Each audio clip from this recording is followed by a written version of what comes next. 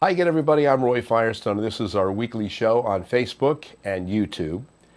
He grew up in Upper Darby, Pennsylvania, not far from people who grew up there, like Todd Rundgren, Daryl Hall, and later Tina Fey. He wanted to be a writer of short stories and films. Music was really secondary, but Jim, who struggled financially, was mostly making a few bucks as a folk singer, and he played small coffee houses and bars, even frat parties.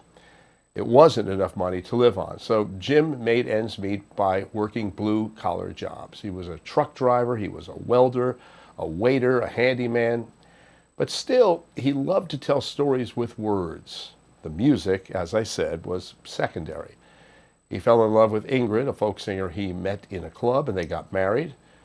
Jim converted to Judaism, that was his wife's religion, and began to sing in clubs with his new wife. Then when his wife got pregnant, she quit the clubs to raise her new son, Adrian. And Jim, who mostly hated the road, was forced to make ends meet with more and more touring and very little to show for it.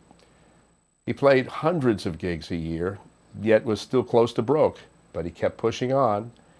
Then Jim met two people who thought his songs were commercial and marketable. One of them was Terry Cashman, who, along with his producing partner Tommy West, had hits with Spanky and Our Gang, a song like Sunday Will Never Be the Same.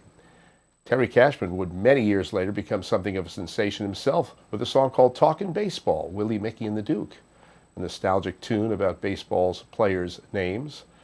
Well, Cashman and West heard one of Jim's songs, a semi-autobiographical tune about bars and bouncers and tough guys that Jim encountered in his life. The song was called You Don't Mess Around with Jim. Incredibly, Jim's life turned around almost completely as that song went to #1. Jim followed up with another monster hit called Bad Bad Leroy Brown. Even Frank Sinatra recorded that.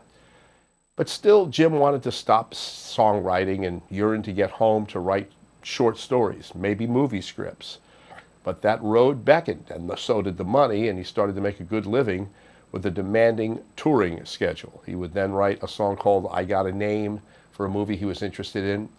Well, the night before that song was released, Jim told his wife that he was quitting the music business, that he was missing his family, and he wanted to become a stay-at-home dad. Terry Cashman, his close friend, told Jim, just take one more show and then do what you want with the rest of your life. Cashman would come to regret encouraging his pal Jim to take that one more show for the rest of his life. On September 20, 1973, Jim and several other musicians took off from Natchitoches Regional Airport, Natchitoches, Louisiana, on his way to a final gig in Texas. The plane barely got off the runway. It clipped the branches of a tree at the end of the runway. The pilot never saw the tree, and Jim and several others were killed instantly. There was no one more show.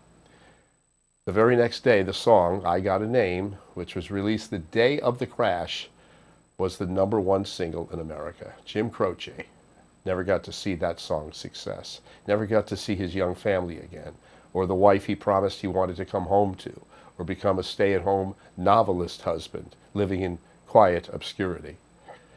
Jim Croce was just 30 years old when he died, and his friend Terry Cashman partly blamed himself for the tragedy.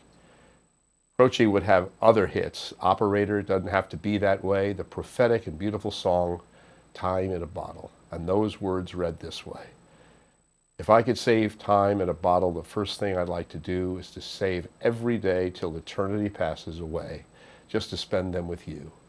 And if I could make days last forever, if words could make wishes come true, I'd save every day like a treasure, and then again, I would spend them with you. But there never seems to be enough time to do the things you want to do once you find them. I looked around enough to know that you're the one I want to go through time with.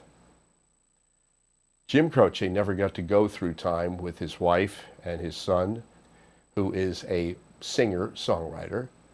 Terry Cashman would spend many sad and guilt-ridden nights after losing his close friends. There never seems to be enough time to do the things you want to do once you find them. Boy, how true that can be. That's our show for this week. We'll see you next week.